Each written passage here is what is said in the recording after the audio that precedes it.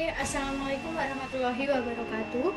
Kami dari kelompok 3 akan menyampaikan sedikit tentang non-current liability yang beranggotakan 1. Ferry Ardianto, 2. Zulfa Izzatun Nikmah, 3. Putri Regita Cahyani, 4. Anggi Novita Rahmawati, 5. Ibnu Wahyu Saputra, dan ke-6. Aik Arsita Rahmawati. Saya, Putri Regita Cahyani, NIM A210200010, ingin sedikit menyampaikan tentang hutang obligasi. Hutang obligasi yaitu kewajiban tidak lancar atau utang jangka panjang terdiri dari unsur keluar yang diharapkan dari sumber daya yang ditimbulkan dari kewajiban saat ini yang tidak terhutang dalam 1 tahun atau siklus operasi perusahaan mana yang lebih lama. Contohnya, 1. Hutang obligasi, 2. Wesel bayar jangka panjang, 3. Hutang hipotek, 4. Kewajiban pensiun, 5. Kewajiban sewa. Hutang jangka panjang memiliki berbagai perjanjian atau batasan sesuai dengan perjanjian. Suatu kewajiban keuangan perusahaan yang dapat dilunaskan dalam jangka waktu lebih dari 1 tahun, bahkan satu tempo pelunasan utang berkisar 5-20 tahun, tergantung pada perjanjian kedua belah pihak. Nah, inilah yang dimaksud sesuai dengan perjanjian, yaitu kedua belah pihak melakukan perjanjian untuk jatuh tempo pelunasan utang tersebut. Selanjutnya adalah penerbitan obligasi. Kontrak obligasi dikenal sebagai perjanjian obligasi. 2. Merupakan janji untuk membayar sejumlah uang pada tanggal jatuh tempo yang ditentukan, ditambah bunga periodik pada tingkat tertentu pada jumlah jatuh tempo. Ketiga, sertifikat kertas. Keempat, pembayaran bunga biasanya dilakukan setengah tahun. Nah, kelima, digunakan ketika jumlah modal yang dibutuhkan terlalu besar untuk disediakan oleh suatu pemberi pinjaman. Saya Anggi Novita Rahmawati, NIM A210200020 akan membacakan jenis dan peringkat obligasi. Jenis dan peringkat obligasi. Jenis umum ditemukan dalam praktek 1. Obligasi dengan jaminan dan tanpa jaminan atau debentur. Yang kedua, obligasi term, serial, dan sellable. Yang ketiga, obligasi yang dapat dikonversi, didukung komoditas, dan diskon besar. Yang keempat, obligasi terdaftar dan pembawa atau kupon. Yang kelima, obligasi pendapatan dan pendapatan. Penilaian hutang obligasi. Penilaian hutang obligasi suku bunga menyatakan kupon atau tarif nominal, yaitu tarif yang ditulis dalam persyaratan inventur obligasi, yaitu penerbitan obligasi menetapkan tingkat ini dinyatakan sebagai persentase dari nilai nominal obligasi atau PAM. Tarif pasar atau hasil yang efektif, yaitu tingkat yang memberikan pengembalian yang dapat diterima sepadan dengan risiko penerbit. Tingkat bunga yang sebenarnya diperoleh oleh pemegang obligasi. Rumus perhitungan. Bagaimana menghitung jumlah bunga yang sebenarnya dibayarkan kepada pemegang obligasi setiap periode? Yaitu rumusnya tarif yang tertera dikali nilai nominal obligasi. Yang kedua, bagaimana cara menghitung jumlah bunga yang sebenarnya dicatat sebagai beban bunga oleh penerbit obligasi? Rumusnya yaitu tarif pasar dikali nilai tercatat obligasi. Nah, selanjutnya kita akan membahas mengenai penilaian hutang obligasi, di mana di sini diasumsikan untuk tarif yang dinyatakan itu sebesar 8%. Nah, ketika minat pasarnya itu sebesar 6%, maka obligasi yang dijual itu disebut dengan premium. Sedangkan ketika minat pasarnya itu sebesar 8%, itu obligasi yang dijual dinamakan nilai nominal. Sedangkan ketika minat pasarnya itu mencapai 10%, maka obligasi yang dijual itu disebut dengan diskon. Nah, obligasi yang diterbitkan dengan diskon. Nah, di sini ada contohnya, bahwasanya Santos telah menerbitkan obligasi sebesar Rp100.000 dan jatuh tempo dalam 5 tahun dengan bunganya itu sebesar 9%, dibayarkan setiap tahun pada akhir tahunnya. Nah, pada saat diterbitkan, tingkat pasar untuk obligasinya tersebut sebesar 11%. Nah, teman-teman bisa melihat diagram waktu untuk obligasi yang diterbitkan dengan diskon, bahwasanya garis 0 itu ada PV kurangi OA.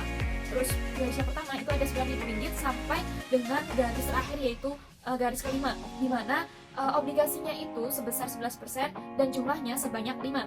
Nah, bagaimana sih untuk jurnalnya sendiri? Nah, teman-teman bisa menyimak bahwasanya pada tanggal penerbitan yaitu tanggal 1 Januari 2015, uang tunai atau kasnya bertambah sebesar 92.608 dan untuk hutang obligasinya itu bertambah sebesar 92.608 di sisi kredit. Nah, untuk mencatat bunga akrual di tanggal 31 Desember 2015, bahwasanya beban bunga itu bertambah sebesar 10,187 ribu, di mana angka tersebut didapatkan melalui 92.608 dikali dengan 11%.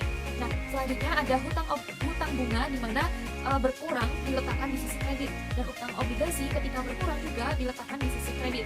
Nah, yang terakhir untuk mencatat pembayaran pertama di tanggal 1 Januari 2016, maka hutang bunga ketika bertambah itu masuknya di debit, dan uang tunai atau kas ketika berkurang masuk di sisi kredit. Metode bunga efektif. Obligasi diterbitkan dengan diskon. Jumlah yang dibayarkan pada saat jatuh tempo lebih besar dari jumlah penerbitan.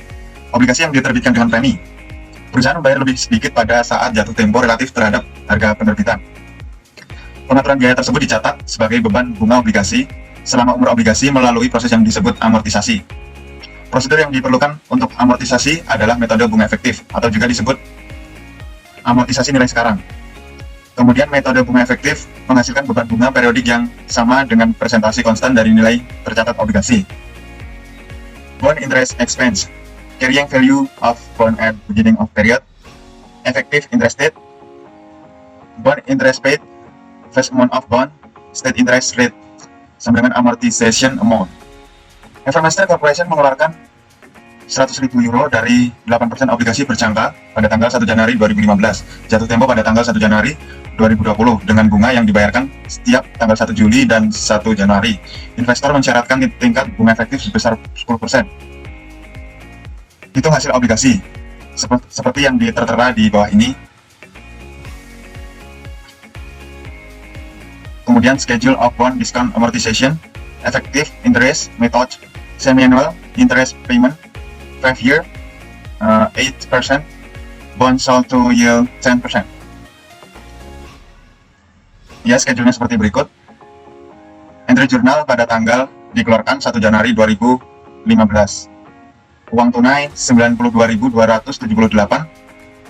Kemudian hutang obligasi 92.278. Entry jurnal untuk mencatat pembayaran pertama dan amortisasi diskon pada 1 Juli 2015. Beban bunga 4.614. Terus hutang obligasi 614. Kemudian uang tunainya 4.000. Entry jurnal untuk mencatat bunga yang masih harus dibayar dan amortisasi diskon 31 Desember 2015. Beban bunga 4.645.